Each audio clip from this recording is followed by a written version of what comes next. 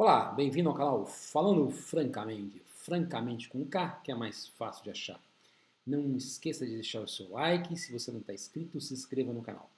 Neste vídeo eu quero falar sobre esse trabalho que você está vendo aí na sua tela, né? O que nós não sabemos sobre alongamento em atletas saudáveis. Aí ele fala que é um review, scoop review e mapa de evidências, né, de intervalo de evidências com 30 trials, né, 30 papers. Bem, como o nome já diz, é de um grupo brasileiro, inclusive.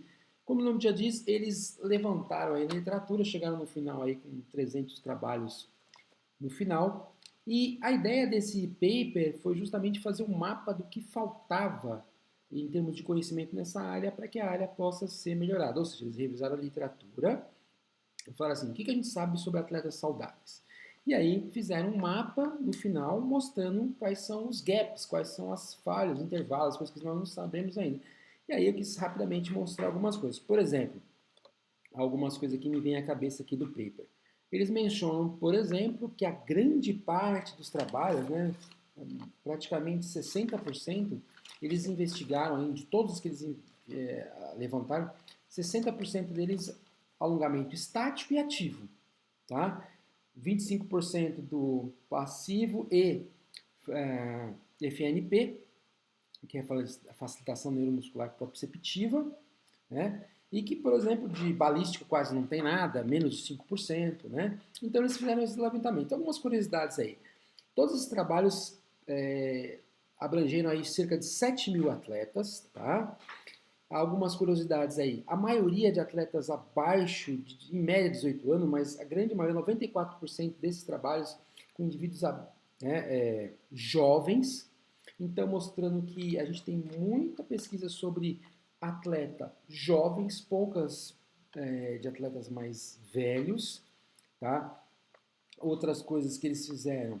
Normalmente está uma grande representação do sexo masculino, muito pouco do sexo feminino. Uma outra curiosidade interessante que é a grande, a esmagadora, sendo redundante, né? A esmagadora maioria dos trabalhos investiga membros inferiores com muita pouca informação sobre membros superiores. A maior parte desses trabalhos, como eu falei, né, de efeito alongamento estático, ativo, a grande maioria é de trabalho agudo, e aí, ou seja, sem efeito crônico, sem treinamento prolongado, né? Ele mostra que pelo menos o máximo que chegou ali, no caso dos poucos que são sobre trabalhos, então 80% dos trabalhos foram sobre exercício agudo, vai lá, testou e verificou. Então o restante aí, claro, foi então de trabalhos crônicos. Desses trabalhos crônicos, o mais prolongado foi de 21 semanas, ou seja, menos aí de 6 meses. Então eles levantam que quase tudo que a gente sabe de atleta é menos de 6 meses. E aí a ideia de atleta, né, existe aí um sistema de classificação de atletas que ele menciona nesse paper aqui.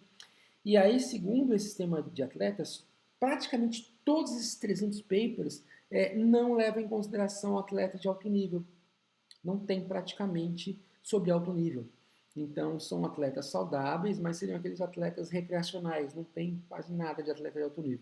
E uma outra coisa muito interessante, quando você pensa, por exemplo, em esportes, a grande maioria é sobre futebol, né? E aí é interessante que tem muito pouco sobre ginástica artística, ginástica rítmica e sobre artes marciais, né?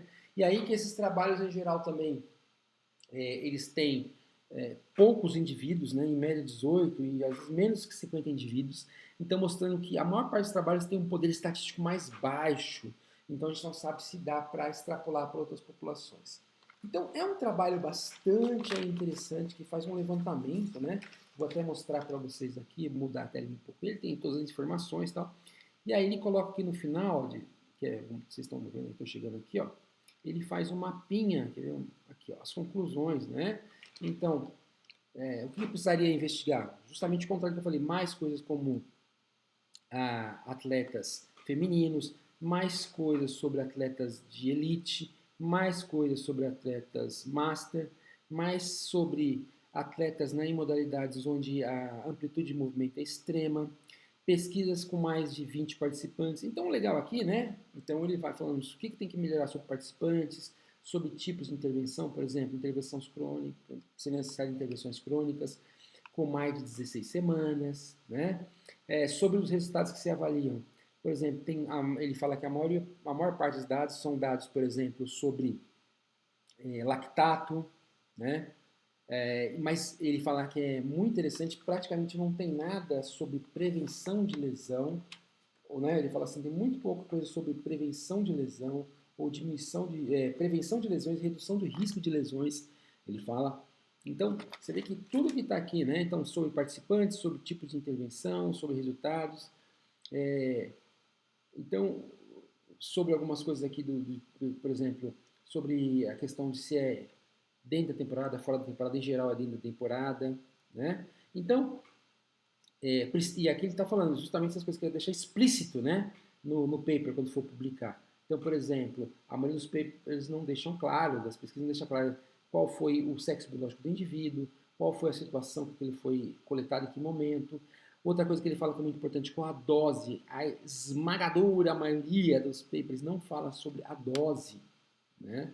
Então, é isso, queria mostrar para vocês só o trabalho, voltando aqui com o título, né? Um trabalho que saiu no Sports Medicine no ano passado, que é de uma brasileira, mas eu achei bastante interessante porque ele traz, né, o estado questiones, né, que é o, é, desculpa, o estado da arte, não o estado questiones, né? Como está o negócio hoje, em termos do que falta para a pesquisa. Então, essas foram as coisas que mais me chamaram a atenção.